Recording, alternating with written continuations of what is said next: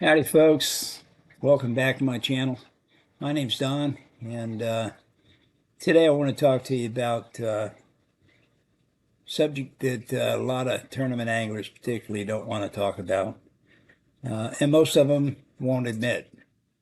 Um, but it's a subject that comes up all the time, and not just with tournament anglers, but with, I guess, all anglers. And that is that luck plays a bigger part than they care to admit. And by luck, I mean, the guy that happens to catch that 10 pounder, that, 8 pounder, sometimes maybe even two of them, that comes into the scale, and maybe he's never fished a tournament in his life, or maybe he's been fishing them forever, but he just happened to stumble upon the right place and he was at the right time to catch those fish. Something a lot of people don't realize, and this applies to both the pros and the weekenders. This applies to almost all fishermen. It's my own belief that most anglers put into a position to fish competitively share the same natural instincts, probably have very similar equipment.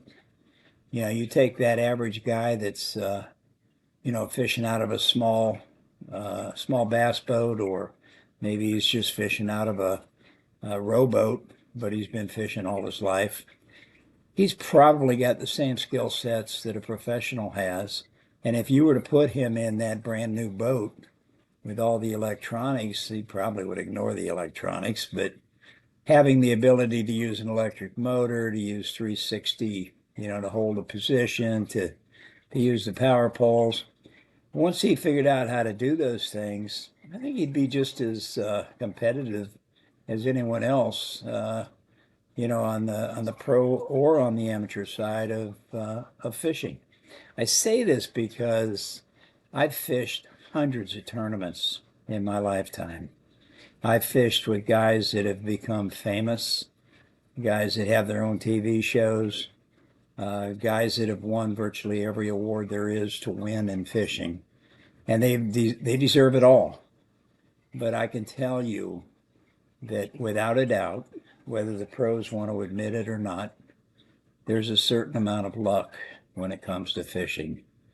Now, you can argue that you make your own luck, and I'd be the first to admit that. I used to fish with a guy for years, and he never understood why I always caught more fish than he did. And he always attributed it to the fact that I was in the front of the boat, that I had first crack at the fish. He always had some reason. And to be honest with you, there probably is an advantage in being in the front of the boat. There's probably an advantage to being a more skilled caster than he was. But beyond that, I mean, our skill sets were probably very similar. I mean, he could make the same selection of baits that I could. He had the same equipment that I did. But I think the real difference is that I fished.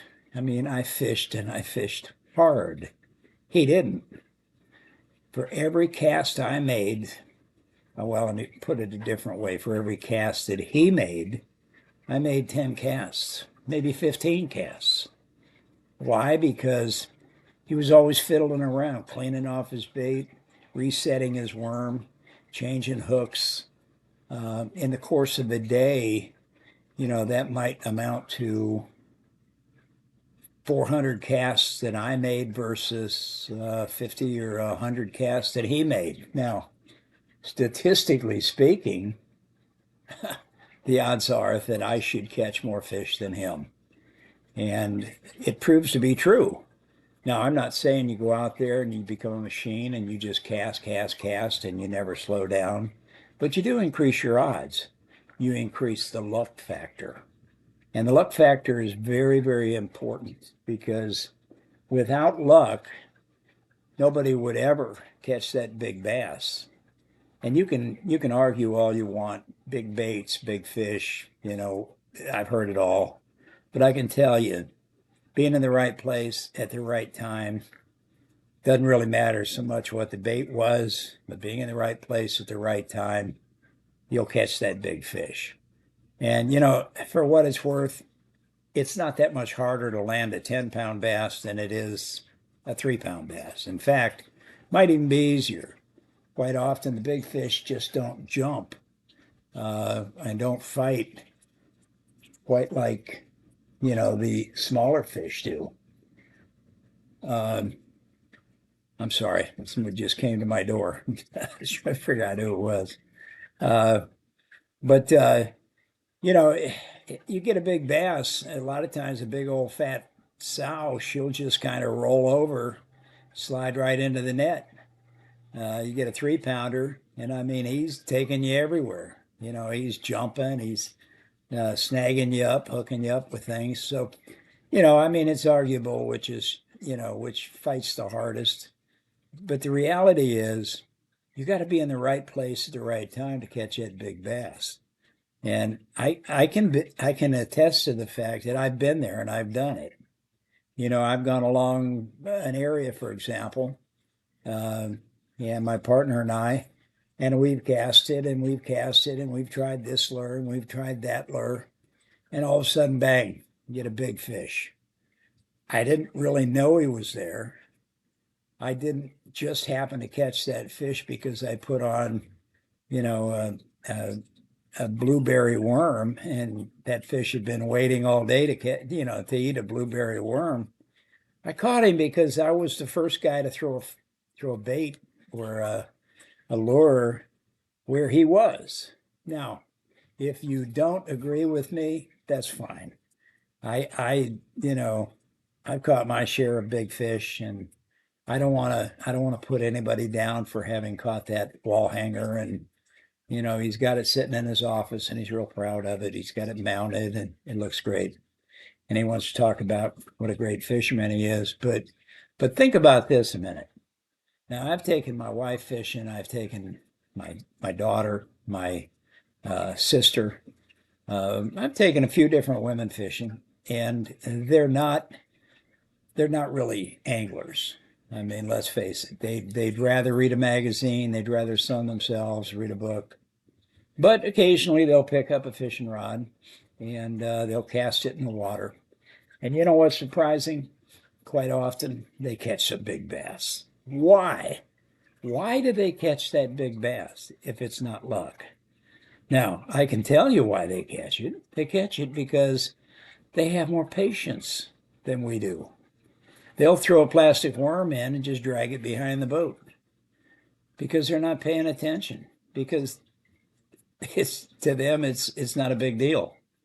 While we're up there and we're casting one time after another and just, you know, 50 casts and not getting a hit, they cast one time and they pick up their book. Now, I'm not saying this is true of all women, but certainly it's true of a few of the women that I've fished with, and they've caught big fish. So there has to be a luck factor involved. And maybe the luck is based on patience, because it's a real possibility. It could well be that what I'm really saying is that the luck factor goes to the person who is the most patient, who's able to throw a worm in and just let it sit and wait and maybe move it just a little bit and then wait and then move it just a little bit more. I tell you, it takes a lot of patience. It does. But the payoff is big. And for a lot of the pros, particularly those who've done well catching really big fish, that might be their secret. I don't know. But I can tell you this, just because somebody caught an 8 or a 10-pound bass doesn't mean they're the best bass fisherman. And it's proven over and over and over. We run a couple of bass tournaments down here on Lake Istapoca. And and I guarantee you, we have 40, 50, sometimes 60 boats, which translates into about 100, 120 fishermen. I would guess, in fact, I would go as far as to argue that out of those 100 fishermen and fisherwomen, anglers, that they're all skilled. at casting, that they all have reasonably good equipment, that they all have pretty much state-of-the-art lures and tackle. They've all got the right kind of line. Most of them have the right kind of boat. They've got an electric motor, they've got depth finders, they've got power poles, they've got all the things they need. This is, 100 out of, say, 120 guys that are fishing on a Saturday morning. So if they're all essentially equal, how come some of them catch fish and some of them don't? Is it all skill? Yeah, some of it might be. Some of it might be the fact that a couple of them had the opportunity to get out on the water and found some fish a day or two early, and weather conditions didn't really change, so fish were still pretty much there. They went in and they cashed in on it. Happens all the time. But what about the guys that haven't been out on the water in a couple of weeks? They have no idea where the fish might be. So they go back to a couple of the spots that they've done well. Maybe the fish are there, maybe they're not. But again, somebody, without a doubt, will find some fish. Somebody will end up with 5 fish that weigh 20 some pounds, maybe 30, or maybe it's a tough day and takes 18, 19 pounds to win. But somebody will have a good stringer of fish. It won't necessarily be because they're the best fishermen. Won't be because, they had the right baits.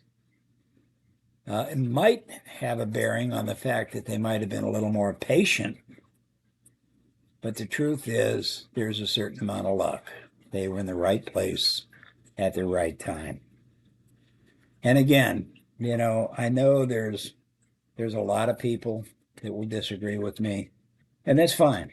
I don't expect everybody just to fall into, line with me and my thinking.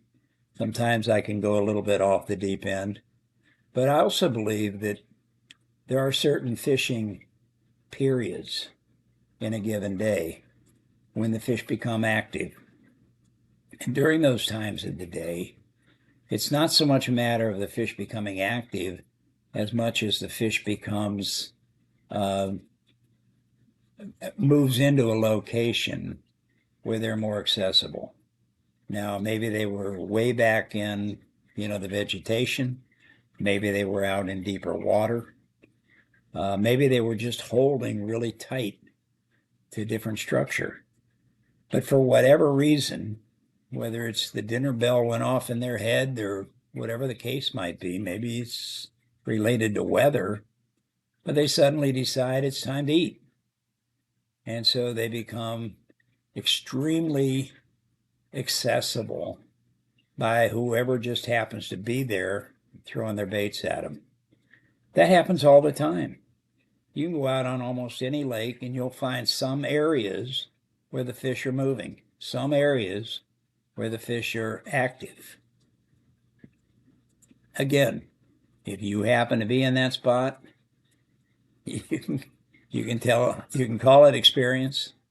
You can call it by a number of different names, or you can just be honest with yourself and say, yeah, a little bit of luck here. Just happened to be in the right place at the right time. So obviously other things can play a factor. Having better electronics, having a faster boat, having scouted the area, knowing the area, making, the right decisions, all of those things can factor into it. But don't leave out the most important factor, and that's luck. So for those of you that, want to believe that, only the best fishermen are going to catch the biggest fish, I don't want to take that away from you. But, I'm kind of over here with another group of people that are saying there's a certain amount of luck.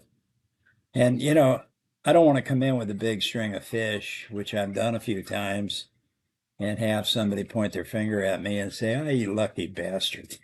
Because I'd like to think that, catching those fish took a lot of skill. And it did. I mean, I still had to hook them. I still had to get them into the boat. I had to land them.